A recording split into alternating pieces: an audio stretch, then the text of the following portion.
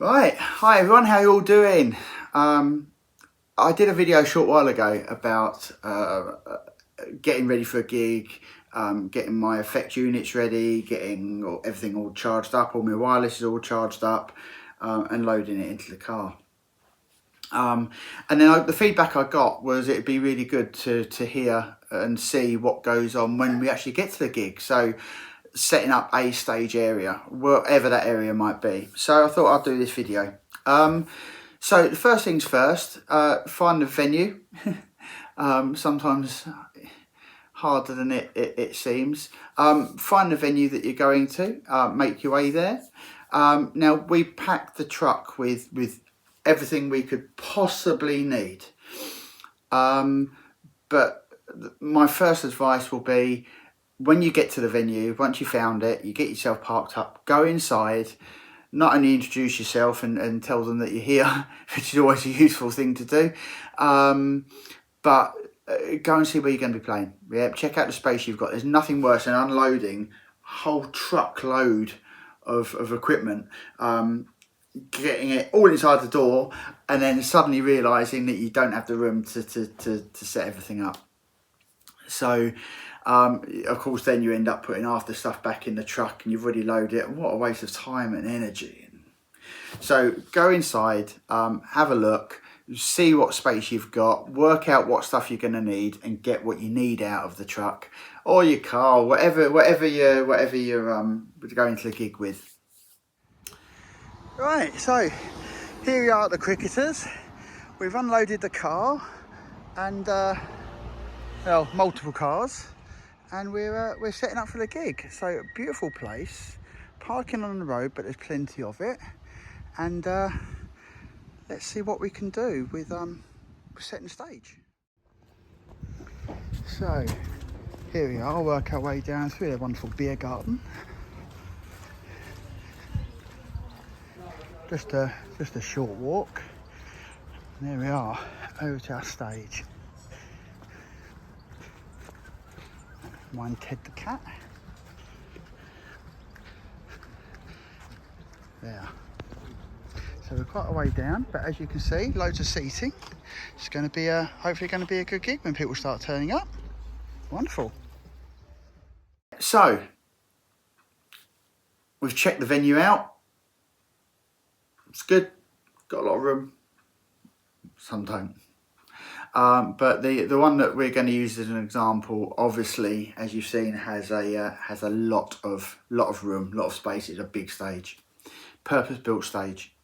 So the next thing we do is we get everything out the truck, and we walk it through to where the stage area might be, and we put it all in one central location. So everything, for want of a better word, gets piled in to a central location. So I know where everything is.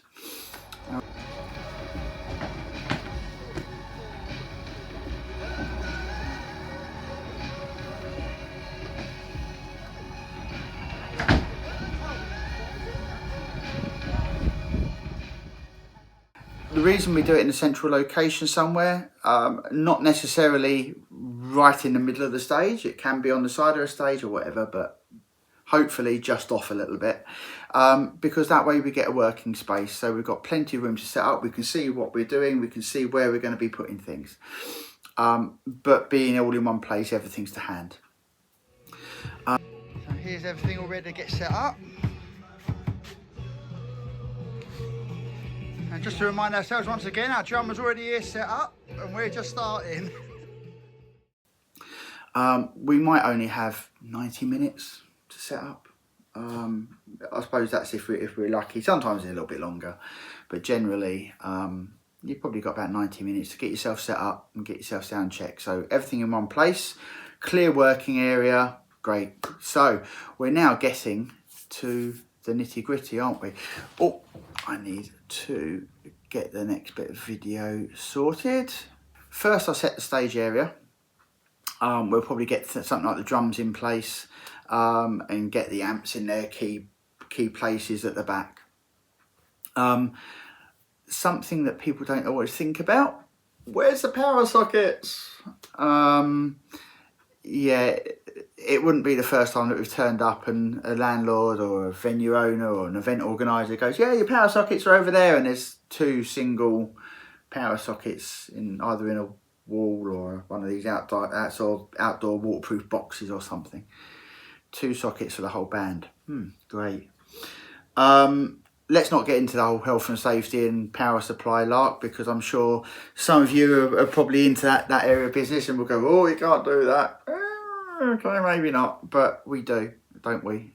I think probably most of us. Anyway, so let's find the power outlets. Hopefully there's plenty of them.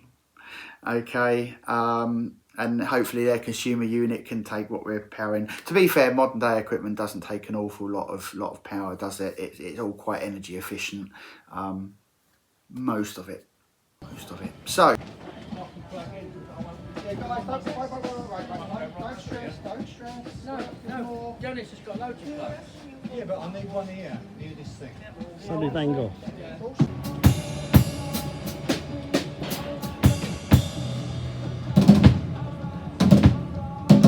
Most of it. So, find the power outlets.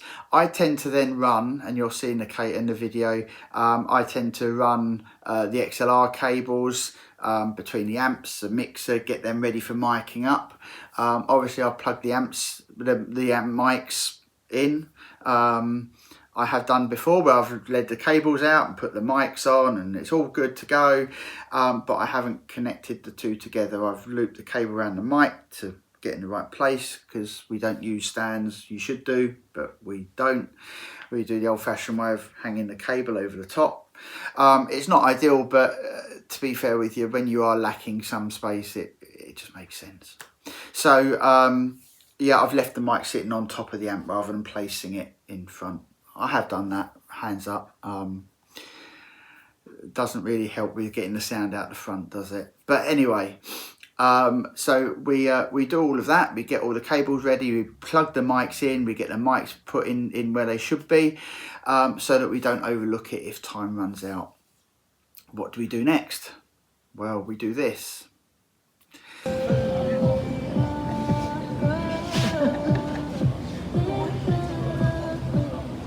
Monitors are in place.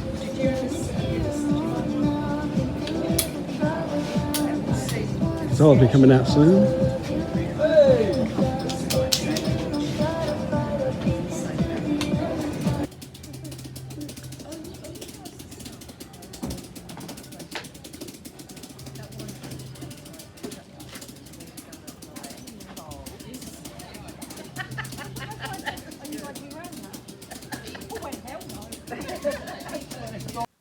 We place the foldbacks in place, the mic stands in place, and we use little teleprompters, so we get all of that all at the front of the stage, ready to go. Put it all in position. Once it's in position, I then know where I'm going to run the XLR cables to. So the main cables that is going to run them. Let's not overlook the power supply issues again. We need to make sure, we normally have to use extension leads for the front, because the plugs are usually around the back or on the sides. So get the extension leads out, get the power, get the XLR leads out, the signal leads, and we'll run those out, get the right length of cables, hopefully roughly where we need them. Once we're happy with all of that and the location of all of that, we can obviously plug them in, get them all into the mixer. It's plugged in, it's powered up, and we are good to do the next bit.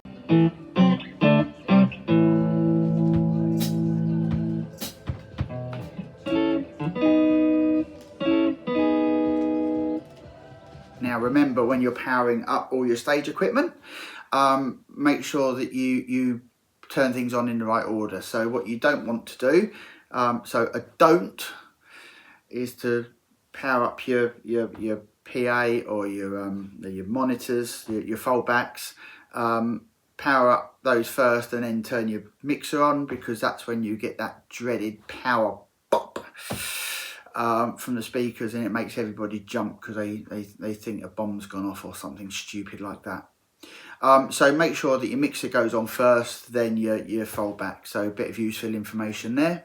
That way everything turns on nice and quietly. You don't get any pops, you don't get blown speakers, you don't get people jumping out of their skin because things have been too loud when you've turned them on or something. So mixer first, and then your monitors and other bits and pieces that feed the mixers after that.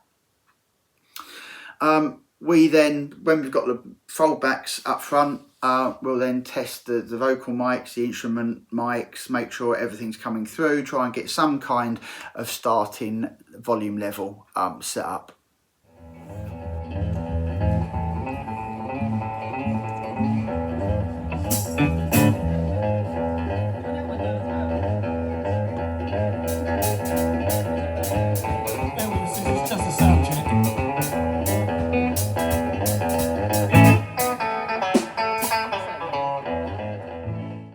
Mentioned before that we use teleprompters. Now on our teleprompters, I'll try and find a clip of what sort of stuff's on there, but on our teleprompters we have our set list. We have if we're doing a new song, we do have chord charts on there for the new songs that we do, just to make sure that we don't have a mind blank, which can happen at our ages. But we have a lot of information on there, so I'm not going to hide the fact we have our starts, we have our endings, we have our count-ins on the teleprompters. Just reminds us, because we probably do 38-40 songs in any given gig, and although it's quite right, we need to remember as much as we possibly can. We are only human, there's a lot to remember. So we've got our count-ins, maybe how the count-ins go, maybe an arrangement, maybe how many of a line we do at the end, or who starts the intro. So one I can think of is Summertime Blues. We have our bass man start for 4 bars, and then I would then come in and dip the old trem arm on the E to get a bit of bow bow bow going, and then everything will then kick into place. That's all on there. 4 bars, and then all in. Stuff like that is on there. So that's what we.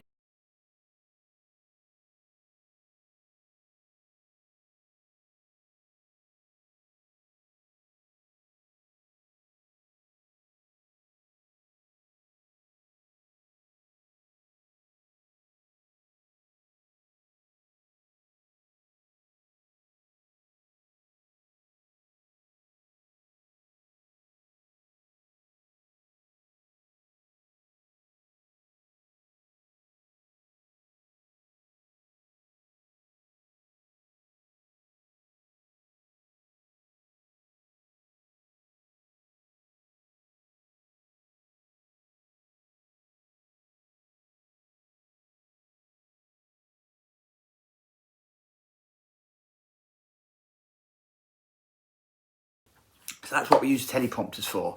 So that's all very well and good, but the screens only work using a Bluetooth page turner connected to a laptop. And although technology is great, sometimes things go wrong, don't they? Almost ready to go.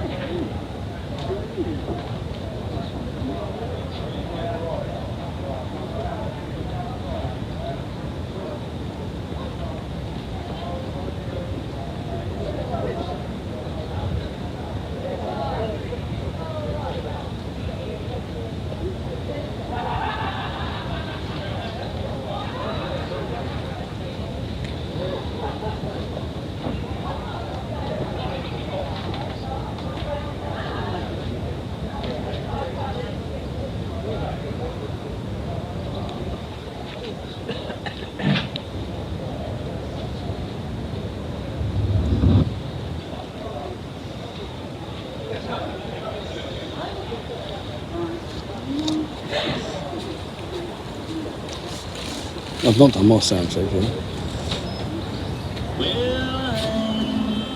The great pretender, pretending that Right, well, yeah, I did get that sorted out eventually. It wasn't actually technology, it was a power lead that had gone. It looked like it had blown a fuse in one of the kettle leads, so I changed the kettle lead over and it was good. But technology is a wonderful thing.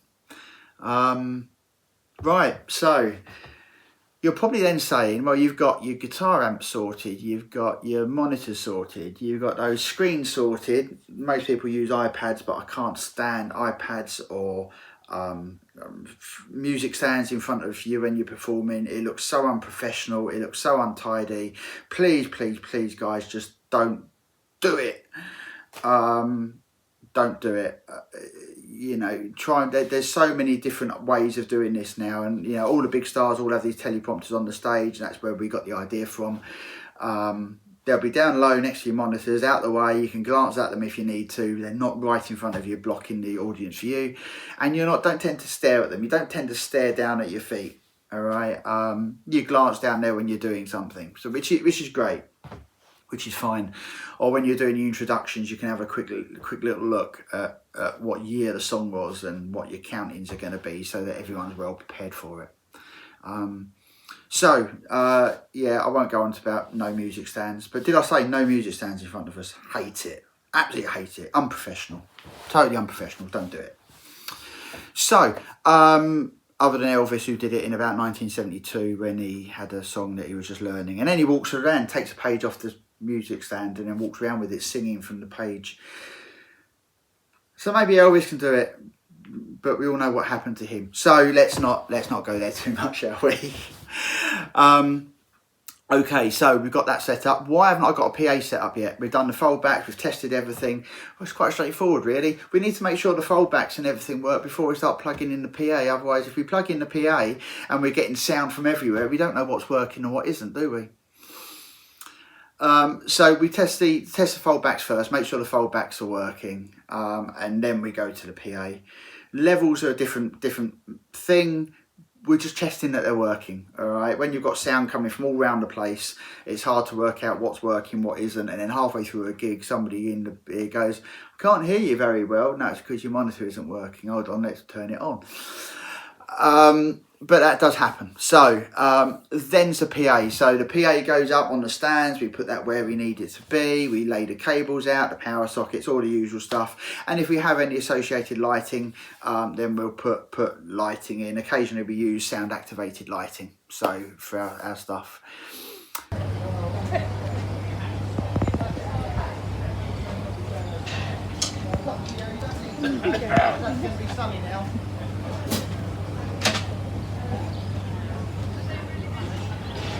Is that it?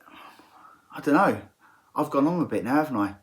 No, got to get the guitars sorted. So we've probably tested them, might have had a couple of guitars out or whatever, but you know what? No stage for a Shad's tribute band or a good rock and roll show or anything else is complete without the guitars, are they, on display somewhere? So we put the guitars usually nicely on display. Depends where we are, how much space we've got. Sometimes it's the three guitars at the front, the rhythm, the lead and the bass. Sometimes they're out in front of the amps. It all depends what space we've got, but we put them out to try and dress the stage a little bit.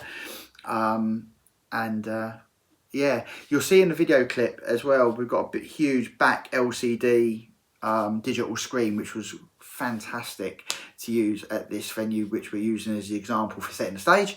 But if we don't have that, we have a big curtain backdrop that just tidies things up a little bit. Right, so amps are out, mics are all plugged in, cables are all plugged in, the mixer's working, the mixer's all set up, ready to go. Having a digital mixer that remembers what we do makes it a lot easier. The foldbacks are all in place, the PA system's up, we're good to go, aren't we? Stage is dressed, the guitars are out the front or the side, wherever they are, it's fine. No, we've got sound check now. All this in 90 minutes. I've condensed it to about 14 minutes at the moment. So we have to do a sound check. So we pick a song that does a little bit of everything, a little bit of lead, a little bit of rhythm work, vocals, etc. Put it together and we do a sound check. And it's normally a song that we don't even have to think about. We We just do. Well, it's the one for the morning, two for the show. Get ready now, go, get go, everyone says you. We can do anything, how I'm loose with you. Sometimes I'll be out the front with my guitar and I'll adjust the mixer on our iPad to try and get the sound out the front right. Other than that, we usually have supporters, followers that are there. We go, does it sound right? And they go, yeah, no, whatever. But yeah, sound check. Then we're ready to gig. Right, so here we are at the Cricketers. We're behind the main stage. It's been really, really good actually setting up here. We'll be on stage in a minute, so bear with us and I'll show you the quick setup we've got.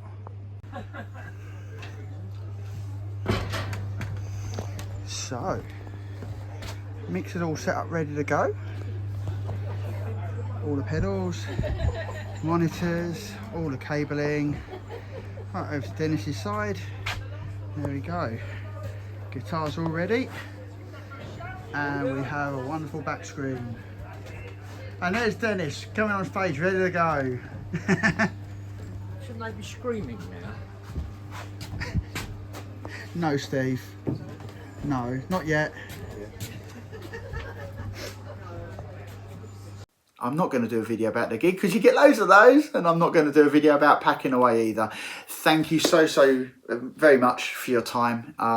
It's good. It's great to know that we get this support for these types of videos.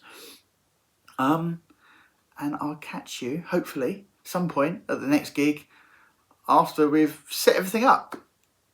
Bye for now. See you later. Ladies and gentlemen, John Lennon famously said, before the Shadows, there were no really good British rock musicians. 65 years on and the Shadows are still the most successful instrumental group of all time. With soaring guitar melodies, iconic rhythms, and all the legendary hits of the era. Please join us in this full throttle celebration of the golden years of rock and roll.